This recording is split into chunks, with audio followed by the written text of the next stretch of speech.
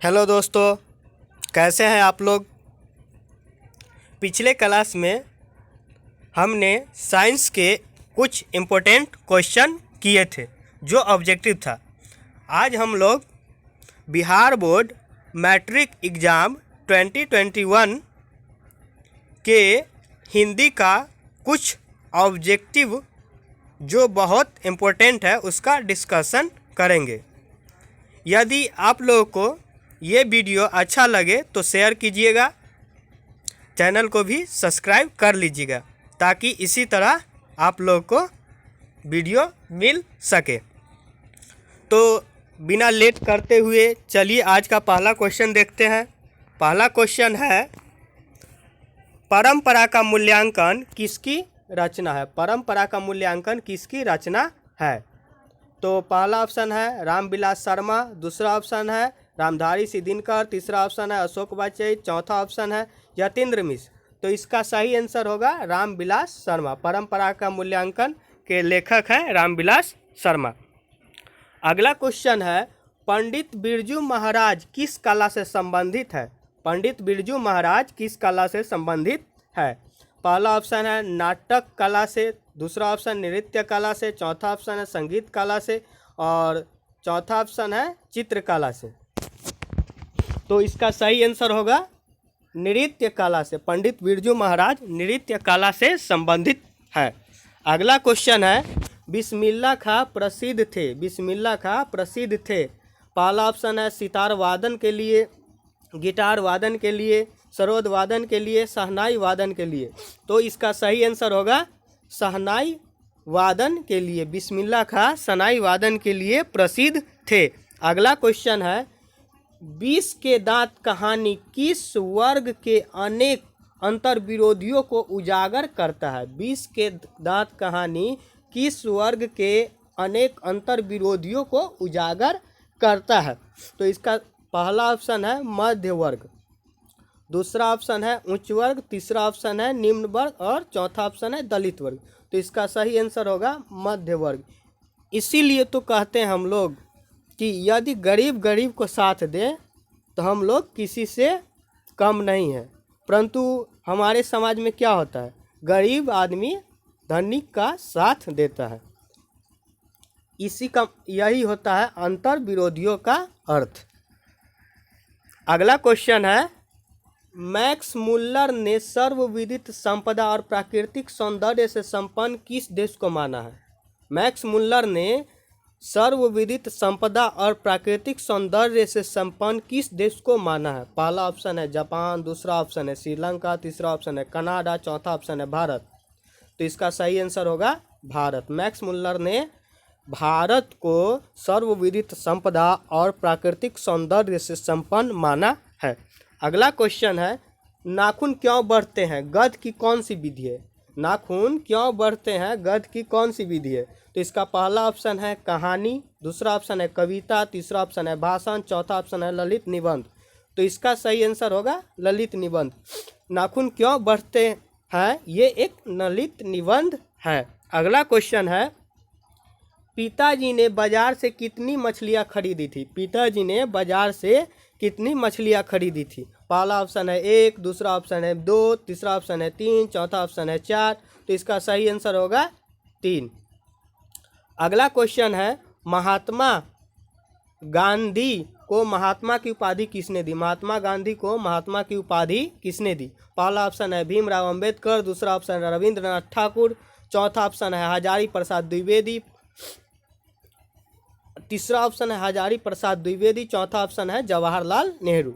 तो इसका सही आंसर होगा रविंद्रनाथ ठाकुर। महात्मा गांधी को महात्मा की उपाधि रविंद्रनाथ ठाकुर ने दी थी। अगला क्वेश्चन है, श्रम विभाजन और जाति प्रथा के लेखक कौन है। श्रम विभाजन और जाति प्रथा के लेखक कौन है। रामविलास शर्मा, गुणाकर मूल्य, महात्मा गांधी, भीमराव अंबेडकर। तो इसका सही आंसर होगा भीमराव अंबेडकर। अगला क्वेश्चन है, हिंदी भाषा की लिपि है। हिंदी भाषा की लिपि है। पहला ऑप्शन है देवनागरिक, दूसरा ऑप्शन है अरबी, तीसरा ऑप्शन है फारसी, चौथा ऑप्शन है रोमन। तो इसका सही आंसर होगा देवनागरिक। हिंदी और संस्कृत भाषा के देवनागरिक लिपि है। अगला क्वेश्चन है, अगला क्वेश्चन है बहादुर का पूरा नाम, बहादुर का पूरा नाम क्या, बहादुर का पूरा नाम क्या है? पहला क्वेश्चन है जॉर्ज, पहला आंसर है जॉर्ज बहादुर, दूसरा ऑप्शन है दिल बहादुर, चौथा ऑप्शन है छोटा बहादुर, तीसरा ऑप्शन है छोटा बहादुर, चौथा ऑप्शन है राम बहादुर। तो इसका सही आंसर होगा दिल बहादुर। बहादुर का पूरा नाम दिल बहादुर था। अगला क्वेश्चन है सिख धर्म का प्रवर्तन किसने किया? सिख धर्म का प्रवर्तन किसने किया? एक में है गुरु नानक, दो में है गुरु गोविंद सिंह, तीन में है गुरु अर्जुन सिंह, चार में है गुरु तेग बहादुर। तो इसका सिख धर्म का प्रवर्तन गुरु नानक ने किया था, क्योंकि सिखों का प्रथम गुरु गुरु नानक को कहा जाता है। अगला क्वेश्चन है जनतंत्र कविता के कवि कौन है? जनतंत्र कविता के कवि कौन है? एक में रामधारी सिद्दीनकर, दूसरा में कुंवर नारायण, तीसरा में गुणाकर मूल्य, चौथा में सुमित्रानंद पंत। तो इसका सही आंसर होगा रामधारी सिद्दीनकर। जनतंत्र कविता के कवि रामधारी सिद्दीनकर है। रामधारी सिद्दीनकर को राष्ट्र कवि भी कहा जाता है। अगला क्वेश्चन है कुंवर नारायण ने बूढ़ा चौकीदार किसे कहा है? कुंवर नारायण ने बूढ़ा चौकीदार किसे कहा है? कुंवर नारायण, पहला ऑप्शन है पहाड़, दूसरा ऑप्शन है व्यक्ति, तीसरा ऑप्शन है वृक्ष, चौथा ऑप्शन है सैनिक। तो इसका सही आंसर होगा वृक्ष। कुंवर नारायण ने वृक्ष को बूढ़ा चौकीदार कहा है।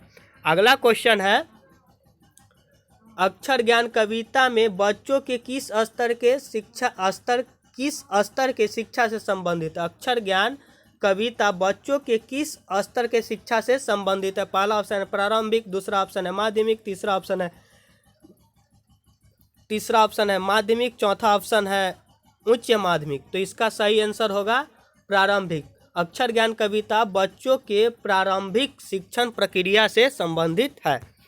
अगला क्वेश्चन है लौट कर आऊँगा फिर कविता में कवि कहाँ लौट कर आने की लालसा रखते हैं? लौट कर आऊँगा कविता में कवि कहाँ लौट कर आने की लालसा रखता है? पहला ऑप्शन है बिहार, दूसरा ऑप्शन है महाराष्ट्र, तीसरा बंगाल, चौथा उड़ीसा। तो इसका सही आंसर होगा बंगाल। कवि बंगाल में लौट कर आने की लालसा रखते हैं। अगला क्वेश्चन है रेनर मारिया रिल्के द्वारा रचित कविता है। रेनर मारिया रिल्के द्वारा रचित कविता है। एक में मेरे बिन तुम प्रभु, दो में लौट कर आऊँगा फिर, तीन में अक्षर ज्ञान, चार में हमारी नींद। तो इसका सही आंसर होगा मेरे बिन तुम प्रभु। रेनर मारिया रिल्के द्वारा मेरे बिन तुम प्रभु कविता लिखा गया था। अगला क्वेश्चन है मंगमा क्या बेचती थी? मंगमा क्या बेचती थी? पहला ऑप्शन है दूध, दूसरा ऑप्शन है दही, तीसरा मक्खन, चौथा घी। तो इसका सही आंसर होगा दही। मंगमा दही बेचती थी।